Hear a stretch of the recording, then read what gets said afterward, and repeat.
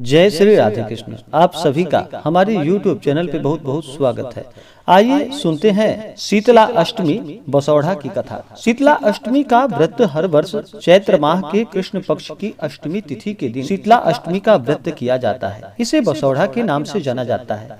इस दिन माता शीतला का पूरे विधि विधान के साथ पूजन किया जाता है। माता शीतला जो कि आरोग्य को प्रदान करने वाली है। माताएं अपने संतान की रक्षा के लिए, संतान को स्वस्थ रखने के लिए माताएं इस व्रत को विशेष प्रकार से करती हैं। इस व्रत में माता शीतला को अनेक प्रकार के पकवान जो कि एक दिन पहले ही तैयार किया जाता है, इसे बसौढ़ा इसलिए कहा जाता है कि माता को बासी भोजन का ही भोग लगाया जाता है और इस दिन बासी भोजन ही ग्रहण किया जाता है, जिसमें कि कच्चा और पक्का दोनों प्रकार का भोजन शीतला माता के लिए तैयार किया जाता है। जहाँ तक भी हो सके इस दिन के पूजन के लिए एक दिन पहले ही अनेक प्रकार के पकवान, मिष्ठान आदि बनाने चाहिए। माता के लिए ध्यान रखें कि इस दिन प्याज लहसुन का प्रयोग बिल्कुल भी नहीं करना चाहिए। तामसिक वस्तुओं का प्रयोग नहीं करना चाहिए। शुद्ध और सात्विकता के साथ इस दिन के पूजन के लिए एक दिन पहले ही भोजन बनाना चाहिए। और शीतला अष्टमी के दिन सुबह ब्रह्म मुहूर्त में उठ करके नित्य क्रियाओं से निवृत्त हो करके गंगा नदी में स्नान करके या घर के नहाने के जल में थोड़ा सा गंगा जल मिला करके स्नान करके ठंडे जल से स्नान करना चाहिए और माता के ऊपर ठंडे जल उन्हें अवश्य ही अर्पित करनी चाहिए। माता शीतला का पूरे विधि विधान के साथ पूजन करना चाहिए। माता शीतला को विशेष प्रकार से ठंडी वस्तुएं अर्पित की जाती है।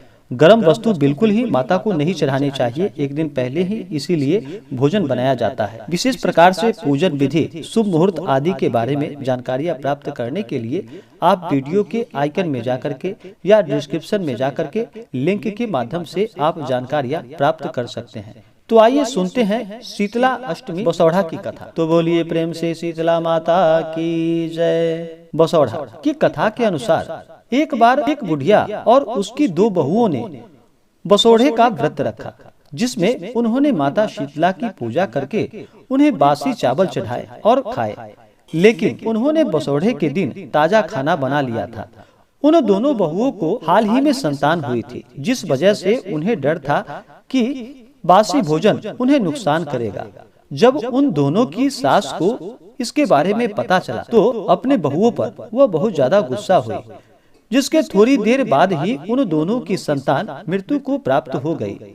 सास को जब इस बारे में पता चला, उसने अपनी बहुओं को घर से निकाल दिया, जिसके बाद वह दोनों घर से निकलकर चल दी और रास्ते में वह आराम करने के लिए रुक गई, जहाँ उन्हें ओरी और शीतला मिली। वे दोनों अपनी जुओं से बहुत परेशान थे, जिसके बाद उन दोनों को ओरी और शीतला की यह दशा देखकर दया आ गई और दोनों ने मिलकर उन दोनों का सिर साफ कर दिया। इसके बाद दोनों ने आशीर्वाद दिया कि जल्द ही तुम दोनों की कोख हरी हो जाए, जिसे सुनकर वह दोनों रोने लगे। दोनों ने अपने बच्चे के शव दिखाए। यह देखकर शीतला ने कहा कि तुमने बसौढ़ा के दिन ताजा भोजन बनाया था, इसी कारण से यह सब हुआ है। जिसके बाद दोनों ने क्षमा याचना की और फिर माता की कृपा से उनके बच्चे जीवित हो गए। इस प्रकार से जो भी सच्ची श्रद्धा के साथ शीतला अष्टमी के दिन माता शीतला का पूजन करते हैं, बसौढ़ा का व्रत करते हैं, नियमों का पालन करते हैं, माता शीतला की कृपा से उनके सभी रोग कष्ट दूर हो जाते हैं तथा सुख और समृद्धि की प्राप्ति होती है। तो बोलिए प्रेम से शीतला माता की जय।